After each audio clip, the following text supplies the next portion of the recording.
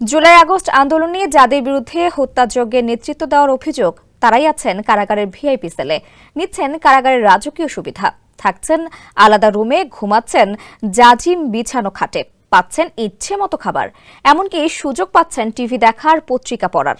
দেশের সবশেষ তথ্য জানতে পারছেন জেলে বসেই। বিস্তারিত থাকছে প্রতিবেদনে। কারাসূত্র বলছে, ডিভিশন পাওয়া বন্দী হিসেবে বর্তমানে দেশের বিভিন্ন কারাগারে আছেন ক্ষমতাচ্যুত প্রধানমন্ত্রী শেখ হাসিনার বেসরকারি শিল্প ও বিনিয়োগ বিষয়ক উপদেষ্টা সালমান এফ রহমান, সাবেক জ্বালানি উপদেষ্টা ডক্টর তৌফিক ইলাহি চৌধুরী, সাবেক মন্ত্রী আনিসুল হক, সাবেক মন্ত্রী লেফটেন্যান্ট কর্নেল অবসরপ্রাপ্ত মোহাম্মদ ফারুক খান। জেনেক্সে শিফট করো, লাইফকে লিফট করো। বাংলাদেশ ওয়ার্কার্স পার্টির সভাপতি ও সাবেক মন্ত্রী রাশেদ খান মেনন, জাসদের সভাপতি হাসানুল হক ইনু, সাবেক মন্ত্রী দীপুমণি, শাহজাহান খান, গোলাম দস্তগীর গাজী, টিপু মুন্সি, নুরুল মজিদ মাহমুদ হুমায়ুন, আমির হোসেন আমু, আব্দুর রাজ্জাক, নুরুল ইসলাম সুজন, ইঞ্জিনিয়ার মোশাররফ হোসেন, আসাদুজ্জামান নূর, কামরুল ইসলাম, সাধনচন্দ্র মজুমদার, ইমরান আহমেদ, ক্যাপ্টেন অবসরপ্রাপ্ত এবি তাইজুল ইসলাম ও রমেশ চন্দ্র সেন।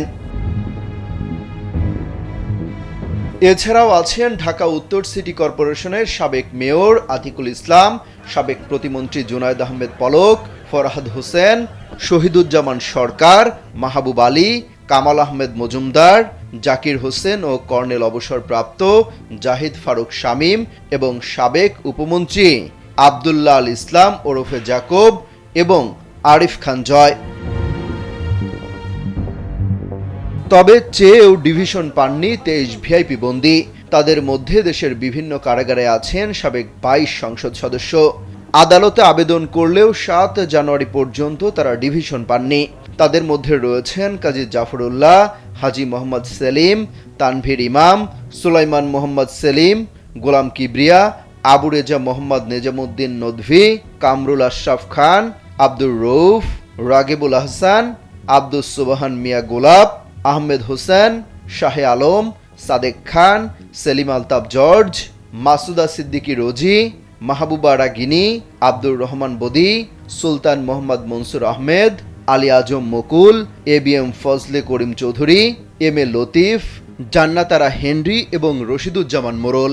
সুতরাং তাদের সাধারণ বন্দী হিসেবেই কারাগারে থাকতে হচ্ছে। এসব তথ্য তুলে ধরে একটি প্রতিবেদন প্রকাশ করেছে দৈনিক প্রথম আলো। অমিত হাসান রবিন, কালবেলা।